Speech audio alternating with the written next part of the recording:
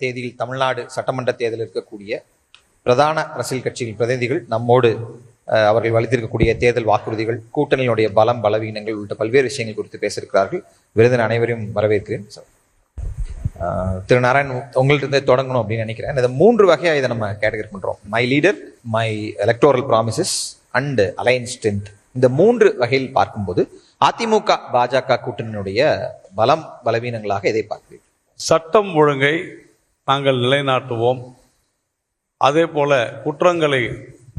குற்றங்கள் பெருகுவதை தடுப்போம். குறிப்பாக பெண்களுக்கு எதிரான பாலியல் குற்றங்களை தடுப்போம். அதிலும் குறிப்பாக பெண் குழந்தைகளுக்கு எதிரான பாலியல் குற்றங்களை நாம் குறைப்போம் என்கின்ற ஒரு மிகப்பெரிய வாக்குறுதி. இது வாக்குறுதி மட்டுமல்ல, பெண்கள் பாதுகாப்பு, இந்த நாட்டினுடைய இந்த மாநிலத்தினுடைய அமைதி, அதே போல மக்கள் நல திட்டங்கள் பலவற்றை எங்களுடைய கூட்டணி கட்சியினுடைய இந்த கூட்டணிக்கு தலைமை தாங்கக்கூடிய திரு எடப்பாடி பழனிசாமி அவர்கள் மிக தெளிவாக எடுத்துரைக்கிறார். என்னவெல்லாம் திராவிட முன்னேற்ற கழக திராவிட மாடல் ஆட்சியில் எப்படியெல்லாம் இந்த தமிழகம் சீரழிந்ததோ அதை சீர்திருத்துவேன் என்று சொல்லியிருப்பது எங்களுடைய மிகப்பெரிய பலமாக நான் கருது. தமிழகத்தில் 2 பெரும் கட்சிகள் இருக்கின்றன. ஒன்று அதிமுக, இன்னொன்று திராவிட முன்னேற்ற கழகம். அதில் திராவிட முன்னேற்ற கழகத்தினுடைய ஆட்சியில் நடைபெற்ற பல்வேறு அவலங்கள், சீர்கேடுகள், இவற்றையெல்லாம் பார்க்கும் பொழுது மக்கள் இன்றைக்கு அஇஅதிமுகவிற்கு ஒரு மிகச்சிறந்த ஆதரவை நல்கி கொண்டிருக்கிறார்கள். அதனால அந்த கூட்டணியுடைய தலைமை என்பது ஒரு ஜனநாயக முறையில் தேர்ந்தெடுக்கப்பட்ட ஒரு அற்புதமான ஒரு தலைவராக அவர் இருக்கிறார். மக்களால் விரும்பப்படக்கூடிய எளிமையான தலைவராக இருக்கிறார். அஇஅதிமுக கூட்டணி என்பது மிக வலுவாக இருக்கிறது. உறுதியாக 234 தொகுதியிலும் நாங்கள் வெல்வோம் என்ற அந்த பலம் எங்களுக்கு நன்றாக தெரிகிறது. நிறைய விஷயங்கள் உங்கள் கூட்டணி பற்றி வச்சிருக்காரு. முதல் கட்டத்தில் உங்களுடைய கருத்துக்களை வச்சுட்டு அடுத்ததுல நான் பேசலாம்னு நினைக்கிறேன். நான் சொன்ன இந்த 3 விஷயங்கள், உங்களுடைய தலைவர், உங்களுடைய தேர்தல் வாக்குறுதிகள், உங்களுடைய கூட்டணி பலம் பற்றி உங்களுடைய முதல் கட்ட கருத்து என்ன? இந்த தேர்தலை பொறுத்தவரை தொடர்ச்சியாக திராவிட முன்னேற்ற கழகம் வைக்கிற வாதம், இந்தியா எங்க அரசமைப்பு சட்டத்துக்குள் 2 அரசுகள் உண்டு. ஒன்று இந்தியா முழுக்க சட்டங்களை போடுகிற, இந்தியாவுடைய நாணயங்களை, ரூபாய் நோட்டுகளை அச்சடிக்கிற, பெரும்பான்மையான வரிகளை வாங்குகிற, வரிகளை வாங்கி மாநிலங்களுக்கு பிரித்து கொடுக்கிற ஒன்றிய அரசு. அது ஒரு தனித்த இறையாண்மை கொண்ட அரசு. அதேபோல் ஒன்றிய அரசிலிருந்து நிதிகளை வாங்கி, நாம் கட்டிய வரிப்பணத்தில் ஒன்றிய அரசு பிரித்து கொடுக்கிற நிதிகளை வாங்கி மாநிலத்தில் வாழ்கிற மக்களுடைய கல்விக்கு, சுகாதாரத்துக்கு, போக்குவரத்திற்கு, வாழ்வியலுக்கு திட்டங்களை தீட்டுகிற மாநில அரசு. இந்த 2 அரசுகள் இருக்கிற போது 2 அரசுடைய பார்வையும் மாற்றாந்தாய் மனப்பான்மையோடு இருக்கக்கூடாது என்பது விதி. ஆனால் இந்தியாவை ஆளுகிற பெருமரியாதைக்குரிய இந்த நாட்டுடைய பிரதம அமைச்சர் தலைமையிலான அரசு தமிழ்நாட்டை மாற்றாந்தாய் மனப்பான்மையோடு பார்க்கிற போது எங்களுக்கான வரிகளை கொடுக்க மறுத்தாலும், இன்னைக்கு இங்கே உட்கார்ந்திருக்கிற பல இளைஞர்கள், மாணவர்களுக்கு ஒரு கேள்வி இருக்கும். இங்க இருக்கிற எந்த மாணவர்களுக்காவது நாங்கள் படிச்சு முடிச்சுட்டு எங்க டிகிரியை கம்ப்ளீட் பண்ணிட்டு நாங்க இந்தியாவில் போய் யூபியிலையோ, பீகார்லையோ, வெஸ்ட் பெங்கால்லையோ, குஜராத்லையோ செட்டில் ஆகணும், வேலைக்கு போகணும் ஆசை இருக்கான்னு கேட்டா தமிழ்நாட்டு மாணவர்களுக்கு அந்த கனவு இருக்காது. காரணம், இருக்கிற மாநிலங்களையே தமிழ்நாடு ஒரு பெஸ்ட் ஸ்டேட் என்கிற சிறந்த வாழ்வியலை கொடுத்திருக்கும். அதை பாதுகாத்த திராவிட இயக்கத்தினுடைய வழித்தோன்றலாக சமூகநீதி தத்துவத்தை, பெண்கள் மேம்பாட்டை, இங்க இருக்கக்கூடிய வாழ்வியல் சமூக மேம்பாட்டை உயர்த்தி காட்டியிருக்கிற முத்துவேல் கருணாநிதி ஸ்டாலின் என்கிற எங்க அன்பு முதலமைச்சர் தான் எங்களுக்கு முகமும் முகவரியும். அவர் தலைமையில் தான் நாங்கள் இந்த அணியை, இன்னும் சொல்ல போனால் இருக்கிற தலைவர்கள் என்று பார்க்கிற போது தமிழ்நாட்டுடைய முதலமைச்சர் எங்கள் தலைவர் மிக உயரத்தில் இருக்கிறார். மற்ற தலைவர்களுக்கெல்லாம் இன்னும் அந்த போட்டிக்கே வரவில்லை. இந்த தேர்தல் என்பது எங்கள் தலைவருடைய முகமாக வைத்துக் கொண்டு நடக்கிற தேர்தல். தேர்தலில் வாக்குறுதிகளை கொடுத்துவிட்டு தேர்தலை சந்திக்கிறது ஒரு புறம். ஆனால் மக்கள் எதிர்பார்க்கிற திட்டங்களை பூர்த்தி செய்துவிட்டு தேர்தலை சந்திக்கிறது ஒரு விதம். கடந்த 2021ஆம் ஆண்டு தேர்தலிலே விவசாயிகளுக்கான கடன்களை தள்ளுபடி செய்வோம், மாணவர்கள் பெற்றிருக்கிற கல்வி கடனை தள்ளுபடி செய்வோம் என்று தேர்தலை சந்தித்தது திராவிட முன்னேற்ற கழகம். மாறாக 12,800 கோடி ரூபாய் விவசாயிகளுக்கு கடன்களை தள்ளுபடி செய்துவிட்டு தேர்தலை சந்தித்த இயக்கம் அனைத்து இந்திய அண்ணா திராவிட முன்னேற்றக் கழகம். ஆனால் அவர்கள் சொன்ன அந்த வாக்குறுதிகள் விவசாய கடனையும் தள்ளுபடி செய்யவில்லை, மாணவர்களுக்கு பெற்ற அந்த கல்வி கடனையும் தள்ளுபடி செய்யவில்லை. அப்படி இருக்கிற போது சிறந்த ஆட்சியை தந்திருக்கிறோம், ஒப்பற்ற ஆட்சியை நாங்கள் தந்திருக்கிறோம் என்று மார்த்தட்டுகிற முதலமைச்சர் ஸ்டாலின் அவர் மீது நம்பிக்கை இல்லாமல், அந்த அவருடைய திட்டங்களின் மீது நம்பிக்கை இல்லாமல், அவர் 5 ஆண்டுகள் இந்த நாட்டை ஆண்ட அந்த ஆட்சியின் மீது நம்பிக்கை இல்லாமல் ஏறத்தாழ 25 கட்சிகளை தன்னோடு கூட்டணியில இணைத்திருக்கிறார். அண்ணன் நாராயணன் சொன்னதை போல, அதாவது இருக்கிற அந்த கட்சிகளை கூட்டணியில் சேர்த்தாலும் அந்த கூட்டணிகளுக்கு இவர்களால் ஒரு அழுத்தத்தை கொடுத்து, அவர்களுடைய சின்னத்தில் தான் நிற்க வேண்டும் என்கிற அந்த அழுத்தத்தையும் கொடுத்து ஒரு கூட்டணியை, கட்டாய கூட்டணியை உருவாக்கி, நம்ம நிறைய நாள்ல பார்த்திருப்போம், பேப்பர்லயும் மீடியாலையும், இந்த காங்கிரஸ் உடைய கூட்டணி பேச்சுவார்த்தை, மதிமுகவினுடைய பேச்சுவார்த்தை, உள்ள அழுகுறோம் வெளியே சிரிக்கிறோம் அப்படின்னு அந்த கூட்டணி முடிச்சுட்டு அறிவாலயம் வாசலிலே பேட்டி கொடுத்ததையும் பார்த்திருக்கிறோம். ஏன் புதுசா லேட்டா வந்த தேமுதிக ஏன் 10 சீட்டு கொடுத்தீங்கன்னு சொல்லி அண்ணன் திருமா வருத்தப்பட்டதையும் நாம் பார்த்திருக்கிறோம். அப்ப ஒரு பொருந்தாத ஒரு கூட்டணியாக, அந்த கூட்டணி கட்டாயத்தின் அடிப்படையில் உருவாக்கப்பட்ட கூட்டணியாகத்தான் இந்த தேர்தலை சந்தித்துக் கொண்டிருக்கிறது. நிறைய நீங்க வைத்த விஷயங்களுக்கு திரு ராஜீவ் குற்றச்சாட்டுகளை வைத்தார். அதுல முக்கியமானது இந்த காயினேஜ், என்டிஏ வெர்சஸ் தமிழ்நாடு அப்படின்னு டிஎம்கே வைத்திருக்கக்கூடிய காயினேஜ். அந்த காயினேஜ் களத்தில் எந்த அளவிற்கு எதிரொலிச்சிருக்குன்னு நினைக்கிறீங்க? உங்களுடைய அது ஹவு சேலஞ்சிங் இட் இஸ்? அதாவது திரு ராஜீவ்காந்தி அவர்கள் சொன்னது முழுக்க முழுக்க ஒரு மத்திய அரசாங்கம் மாநில அரசுக்கு உரிய நிதியை அளிக்கவில்லை என்பதுதான் அவருடைய முக்கியமான குற்றச்சாட்டானது. வழக்கமாக அவங்க சொல்லக்கூடிய பல்வேறு விஷயங்கள். ஆனால் ஒவ்வொரு துறை வாரியாக பட்டியலிட்டு இந்தந்த துறைகளுக்கு இவ்வளவு பணம், இவ்வளவு கோடிகள் அளிக்கப்பட்டிருக்கிறது, இல்லை என்று மறுக்க முடியுமா அப்படின்னு கேட்டோம். இது வரைக்கும் பதில் இல்லை. ஏன் இல்லைன்னு சொன்னா, இந்த அனைத்து துறைகளிலுமே தமிழகம்தான் அது, அல்லது அனைத்து திட்டங்களிலுமே, உதாரணத்திற்கு அனைவருக்கும் வீடு திட்டம் இந்தியாவிலேயே அதிகமாக நாங்கள் தான் கட்டியிருக்கிறோம் என்று சொல்கிறார். அப்படின்னா பணம் கொடுக்காத அதை செஞ்சிட முடியுமா? இதே திமுக தான் 3 அல்லது 4 வருடங்கள் இந்தியாவிலேயே தமிழ்நாட்டிற்குத்தான் அதிக பணம் செலவழிக்கப்பட்டுள்ளது அப்படின்னு சொல்லி மாறுதட்டி கொண்டு நாங்கள் தான் முதலிடத்தில் இருக்கிறோம் என்று சொன்ன வரலாறு இது, நான் சொல்லல. அதே மாதிரி விவசாயிகளுக்கு ஆன கௌரவ திட்டம், அதாவது கிசான் யோஜனா அப்படின்னு சொல்லுவாங்க, அந்த திட்டத்தில் கூட தமிழ்நாட்டில் கிட்டத்தட்ட 42 லட்சம் விவசாயிகளுக்கு பணம் அளிக்கப்பட்டு கொண்டிருந்தது என்பதை நாம இப்ப இன்னும் தொடர்ந்து 6,000 ரூபாய் அளிக்கப்பட்டிருக்கிறது. அதே மாதிரி அனைவருக்கும் வீடு திட்டமாகட்டும், அனைவருக்கும் மின்சாரம் திட்டமாகட்டும், தமிழ்நாட்டில் இருக்கக்கூடிய தற்போதைய 3 மிக முக்கிய மின் திட்டங்களில் அந்த திட்டங்களுடைய 90 விழுக்காடு நிதி உதவியை மத்திய அரசு தான் செய்து கொண்டிருக்கிறது. இதையும் நாம் சொல்லி இருக்கிறோம். இது போன்ற பல்வேறு விஷயங்கள்ல எந்த திட்டங்கள்ல, அதாவது கடந்த காலத்துல திராவிட முன்னேற்ற கழகத்தினுடைய அங்கம் வகித்த ஐக்கிய முற்போக்கு கூட்டணி ஆட்சியில இருந்ததை விட 5 மடங்கு அதிகமாக நிதியை ஒதுக்கி இருக்கிறது பாரதிய ஜனதா கட்சியினுடைய அரசு என்பதை நாம் தொடர்ந்து சொல்லி வருகிறோம். அதை முதலமைச்சர் அவர்களும் அல்லது அவருடைய கட்சியினரும் மறுப்பதற்கு காரணம் 2 விஷயம்தான். ஒன்று, இதுவரையிலும் முதலமைச்சர் இந்த தேர்தலில் சட்டம் ஒழுங்கு என்பதை நாங்கள் சரியாகத்தான் பராமரிக்கிறோம் என்று சொல்லவில்லை. ஒன்று. இரண்டாவது, பெண்களுக்கு எதிரான, குறிப்பாக நான் மீண்டும் மீண்டும் சொல்வது, பள்ளிகளிலே படிக்கக்கூடிய பெண் குழந்தைகளுக்கு 4 வயது பெண் குழந்தை இன்று பாலியல் வன்புணர்வு செய்யப்படுகிறது என்றது உண்மையிலேயே ஒரு கோரமான சம்பவம். நான் ஒரு தமிழன், நான் தமிழ்நாடு குறித்து பேசிக் கொண்டிருக்கும் பொழுது நீங்கள் சிங்கப்பூரையும் சீனாவையும் மணிப்பூர்லாம் பேசாதீங்க. பல்வேறு பட்டியல்கள், அதாவது நீங்க தரல அப்படின்றாங்க, நான் இவ்வளவு தந்திருக்கோன்னு அவர் ஒரு டேட்டாவோட பட்டியல்களை கொடுக்கிறார். குறிப்பா சட்டம் ஒழுங்கு பற்றியும் முக்கியமான ஒரு டிபேட் பாயிண்ட் எடுத்து வச்சிருக்கார். உங்களுடைய பதில்? மரியாதைக்குரிய அண்ணன் நாராயணத்திற்கு அவர்கள் 5 பட்டியலை போட்டார். கேட்கிற நமக்கெல்லாம் வீடு கட்டுகிற திட்டம் என்று சொல்லுவாங்க. குறிப்பாக பட்டியல் பழங்குடி மக்களுக்கு வீடு கட்டுகிற திட்டத்தில் பாஜக உதவி செய்வதில்லை. ஏறத்தாழ 5 லட்சம் வீடுகளை நாம் கட்டி கொடுத்திருக்கிறோம்.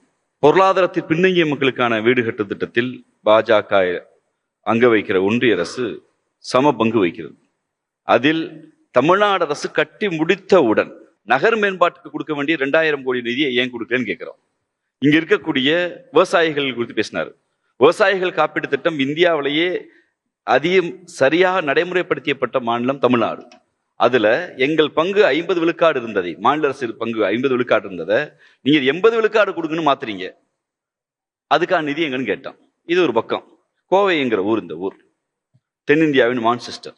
இங்க மரியாதைக்குரிய நிதியமைச்சர் அம்மையார் நிர்மலா சீதாராமன் சொல்கிற போது ஒன்றிய அரசுடைய பாதுகாப்பு கேரிடர் இங்கே உண்டு செய்யப்படும் என்று ஒரு அறிவிப்பை கொடுத்திருந்தார். அந்த திட்டத்தில் தமிழ்நாடு அரசுக்கு என்னத்தை கொடுத்திருக்கீங்க? 16 லட்சம் மக்கள் தொகைக்கு கீழே உள்ள பாட்னா, 16 லட்சம் மக்கள் தொகைக்கு கீழே உள்ள ஆக்ரா, 16 லட்சம் மக்கள் தொகைக்கு கீழே உள்ள பல்வேறு வட இந்திய நகரங்களில் மெட்ரோவிற்கு ஒப்புதல் கொடுத்துருக்கீங்க. தமிழ்நாட்டுக்கு ஏன் கொடுக்கலைங்கிற கேள்வி நாங்கள் வச்சோம். எய்ம்ஸ்ங்கிற மருத்துவமனை இன்னும் அறிவிக்கப்பட்டு 7 ஆண்டுகளில் ஒரு பிளாக்கை முடிக்கிறோம்னு சொல்லியிருக்கீங்க. அந்த எய்ம்ஸ்ல படிக்கிறங்கிற பேரோட 5 ஆண்டு மருத்துவ கல்வியை முடிச்சுட்டு மாணவர்கள் வெளியே வந்துட்டாங்க, என்ன கட்டி முடிக்கல. நீங்க இந்த 10 ஆண்டுகள்ல பாஜக குறிப்பாக தமிழ்நாட்டுக்கென்று நடைமுறைப்படுத்திய புதிய திட்டங்கள் எத்தனை? எங்க ஊர்ல பாண்டியன் எக்ஸ்பிரஸ் ஓடிச்சு, எங்க ஊர்ல சேரன் எக்ஸ்பிரஸ் ஓடிச்சு, எங்க ஊர்ல பொதிய எக்ஸ்பிரஸ் ஓடிச்சு, எங்க ஊர்ல இங்க இருக்கக்கூடிய ராமேஸ்வரம் எக்ஸ்பிரஸ் ஓடிச்சு. தமிழ்நாட்டிற்கு உள்ள கோயில்களின் பெயரில், தமிழ்நாட்டில் இருக்கக்கூடிய மலைகளின் பெயரில், தமிழ்நாட்டில் இருக்கக்கூடிய புராதன சின்னங்கள், எங்களுடைய ஆதிகால சின்னங்களின் பெயரில் வந்த அந்த ரயில் நிலையங்கள்லாம் இன்னைக்கு ஒரே ஒரு பேராவது தமிழ் என்கிற பெயர்ல வருகிறதா? எங்களுடைய மொழிக்கு உலகில் பெரிய மொழியாக பார்க்கப்பட்ட, ஆதி மொழியாக பார்க்கப்பட்ட, முதல் மாந்தன் பேசிய மொழி என்று எங்கள் சமூகம் கொண்டாடுகிற தமிழுக்கு வெறும் 600 கோடி ஒதுக்கல. ஆனால் சமஸ்கிருதத்துக்கு 28,000 கோடி ஒதுக்குறீங்க. இன்னைக்கு எங்க மேல எங்கிட்ட 2 லாங்குவேஜ் பாலிசின்னு ஒன்று இருக்கு. இன்னைக்கு இருக்க இளைஞர்களுக்கு ஆங்கிலம் படிச்சால் அமெரிக்கா போலாம், ஆங்கிலம் படிச்சால் இங்கிலாந்து போலாம், ஆங்கிலம் படிச்சால் அயல்நாட்டுக்கு வேலைக்கு போலாங்கிற ஒரு கான்பிடன்ட் வந்திருக்கு. இன்னைக்கு ஹையர் எஜுகேஷன்ல பெண்கள் அதிகமாக படிக்கிற மாநில பட்டியல் தமிழ்நாடு முதலிடத்தில் இருக்கிறது. பள்ளி கல்வியை முடிச்சுட்டு கல்லூரிக்கு போகிற மாணவர்கள்ல இடைநிற்றல் இல்லாத மாநிலங்கள்ல தமிழ்நாடு முதலிடத்தில் இருக்குது. தனிநபர் வருமானத்துல தமிழ்நாடு முதலிடத்தில் இருக்கிறது. தொழில் செய்ய உகந்த மாநில பட்டியலில் தமிழ்நாடு 2வது இடத்துல இருக்கு. அடிப்படை மருத்துவத்தை கொண்டிருக்கிற மாநிலங்கள்ல தமிழ்நாடு 2வது இடத்துல இருக்கு. ஒட்டுமொத்த தமிழ்நாட்டு உள்நாட்டு உற்பத்தி என்பது இந்தியாவுடைய உள்நாட்டு உற்பத்தியை விட நாங்க வளர்ந்திருக்கோம். நாங்க கேட்பது ஒன்றே ஒன்றுதான். உங்கள் ஒன்றிய அரசு திட்டங்களுக்கு நீங்க கொடுக்க வேண்டிய நிதி ஒரு பக்கம் இருக்கட்டும், அதை எங்களுக்கு கொடுக்கல. ஆனால் நாங்கள் தொடர்ச்சியாக கேட்கிற, எங்களுக்கு பேரிடர் பாதிக்கப்படுகிற போது அந்த நிதியை வெள்ளமோ மழையோ புயலோ வந்தா கொடுக்க நிதி எங்களுக்கு கொடுக்கல. ஏன் கொடுக்கல? எங்கள் மொழிக்கு என்று கொடுக்க சிறப்பு நிதிகளை எங்களுக்கு ஏன் கொடுக்கல? ஸ்பெஷல் ஃபண்ட் என்று தேர்தல் வந்தா ஆந்திராவுக்கு கொடுக்குறீங்க, சிறப்பு நிதி என்று பீகாருக்கு கொடுக்குறீங்க, சிறப்பு நிதி என்று மகாராஷ்டிரா கொடுக்குறீங்க, சிறப்பு நிதி என்று குஜராத்துக்கு கொடுத்தீங்க. இந்த 10 ஆண்டு காலத்துல பாஜக நண்பர்கள் அதிமுகவோட கூட்டணி வைத்திருக்கக்கூடிய இந்த 6 ஆண்டு காலத்துல ஒரே ஒரு சிறப்பு நிதியை அதிமுக வாங்கி கொடுத்துச்சா? இது முக்கியமான கேள்வி. நாங்க சொல்லுவது, தமிழ்நாடு என்கிற ஸ்டேட் இந்த 5 இயர்ஸ்ல எக்கனாமிக்கலி, சோசியலி, எஜுகேஷனலி எங்கேயாவது பின்தங்கி இருக்கா? தமிழ்நாட்டு மாணவர்கள் பின்தங்கி இருக்காங்களா? தமிழ்நாட்டு இளைஞர்கள் பின்தங்கி இருக்காங்களா? தமிழ்நாட்டு மாணவர்கள் இந்திய மாணவர்களோடு போட்டி போடுகிற போது தமிழ்நாட்டு மாணவர்கள், இன்னைக்கு சொல்றோம், திராவிட முன்னேற்ற கழகத்துடைய மூலகர்த்தா, திராவிட இயக்கத்துடைய மூலகர்த்தா தந்தை பெரியார், பேரறிஞர் அண்ணா, தலைவர் கலைஞருடைய 2 லாங்குவேஜ் பாலிசி என்கிற தமிழ் இங்கிலீஷ் தான் எங்களை உயர்த்தி காட்டியிருக்கு. திரு பாபு முருகவேல் நாராயணன் அவர்கள் வைத்த பல்வேறு குற்றச்சாட்டுகள் ராஜீவ்காந்தி பதில் சொல்லியிருக்காரு. உங்களுக்குமான கேள்விகள் இருக்கும், உங்களோட. அதாவது இப்போ இங்கே தமிழ்நாட்டினுடைய பிரச்சாரம் எப்படி இருக்கிறது என்று சொன்னால், தமிழ்நாட்டுக்கும் என்டிஏவுக்குமான தேர்தல்னு சொல்கிறாங்க. அதிலே அவர்களுக்கு ஒரு புரிதல் இல்லை என்பதுதான் என்னுடைய கருத்து. காரணம், புரிதல் ஏன் இல்லை என்று சொன்னால்,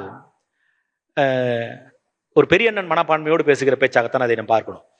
நான் வந்து டெல்லியே எதிர்ப்பேன், தமிழ்நாட்டுக்கான தேர்தலில் நாங்கள் டெல்லியை நாங்கள் எதிர்ப்போம் எப்பவும் அப்படின்னு சொல்லுவாங்க. அதில் என்ன நம்ம பார்க்கணும்னா, இவர்களுக்கு வீரம் என்பதற்கும் வீராப்பு என்பதற்கும் வித்தியாசம் தெரியல. திமுகவை சார்ந்தவர்களுக்கு இணக்கமாக செல்வதற்கும் அடிமையாக இருப்பதற்கும் விளக்கம் இவங்களுக்கு, அதுக்கு உண்டான அர்த்தம் இவங்களுக்கு புரியல. அதற்காகத்தான் இவர்கள் தன்னை பெரிய எண்ணெய் மனப்பான்மையோடு காட்டிக்கொள்ளும் என்பதற்காக நாங்கள் என்டிஏ கூட்டணின்றாங்க. அது ஒரு புறம் இருக்கட்டும். இந்த கூட்டணியில் இருக்கிறவர்களே பெரிய கட்சியாக இருக்கக்கூடிய காங்கிரஸுக்கே இந்த கூட்டணியில் விருப்பம் இல்லை. இன்று வரையில திரு ராகுல் காந்தி, காங்கிரசினுடைய முகமாக இருக்கிற ராகுல் காந்தியோ பிரியங்கா காந்தியோ பரப்புரைக்கு தமிழ்நாட்டிற்கு வரவில்லை. மாறாக பாரத பிரதமரும் உள்துறை அமைச்சரும் ஏறத்தாழ 4 முறை தமிழ்நாட்டிற்கு வந்து தேர்தல் பரப்புரையை மேற்கொண்டிருக்கிறார்கள். ஒவ்வொரு தேர்தலுக்கும் கூட்டணியில் இருக்கக்கூடிய அங்கம் வைக்கிற காங்கிரஸ் பேரியக்கத்தினுடைய தேசிய தலைவர்கள் வந்து இங்கே பிரச்சாரம் மேற்கொள்வார்கள், பரப்புரை மேற்கொள்வார்கள். இன்று வரையிலே அதற்குண்டான முனைப்பு எடுக்கவில்லை. பாண்டிச்சேரிக்கு வரவே இல்லை, தேர்தலே முடிஞ்சு போச்சு. இனிமேலும் வருவார்களா? இன்னும் 10 நாட்கள் இருக்கிறது பரப்புரைக்கு, அதுக்கு இனிமேலும் வருவார்களா என்கிற அந்த ஐயமும் நமக்கு இருக்கிறது. காரணம் பல்வேறு நிகழ்வுகள் நடந்திருக்கிறது. அது இல்லை என்று இவர்கள் மறுக்கலாம். இருந்தாலும் அதை அரசியல் கண்ணோட்டத்தில் பார்க்கிற போது நமக்கு வரக்கூடிய செய்திகளின் அடிப்படையில் காங்கிரசுக்கு இந்த கூட்டணியிலே விருப்பம் இல்லை. அதற்கு அடுத்தபடியாக இருக்கிற தொகுதியில முதலமைச்சர் பிரச்சாரம் பண்ணிட்டு தான் இருக்காரு. புரியல. காங்கிரஸ் நிற்கக்கூடிய தொகுதிகள்ல முதலமைச்சர் பரப்புரை செஞ்சுட்டு தான் இருக்காரு. இல்ல, அது செஞ்சுதான் ஆகணும். இங்க தமிழ்நாட்டிற்கு முதலமைச்சராக போட்டியிடக்கூடியவர் திரு ஸ்டாலின். அவர் அந்த கூட்டணியில் இருக்கக்கூடிய 25 கட்சிகளுக்கும் அவர் பரப்புரை மேற்கொண்டுதான் ஆக வேண்டும். ஏறத்தாழ முதலமைச்சராக இருக்கிற திரு ஸ்டாலின் தான் சட்டமன்ற உறுப்பினராக இருக்கிற கொளத்தூர் தொகுதிக்கு 5 ஆண்டுகளில் 84 முறை சென்றிருக்கிறார். 84 முறை முதலமைச்சராக இருக்கிற ஸ்டாலின் கொளத்தூர் சட்டமன்ற தொகுதிக்கு சென்று மக்களை சந்தித்து அங்க இருக்கிற நலத்திட்டங்களை கொண்டு சேர்த்திருக்கக்கூடியவர் 8 முறையாவது இருக்கிற 233 தொகுதிகளுக்கு சென்றிருப்பாரா என்று சொன்னால் இல்லை.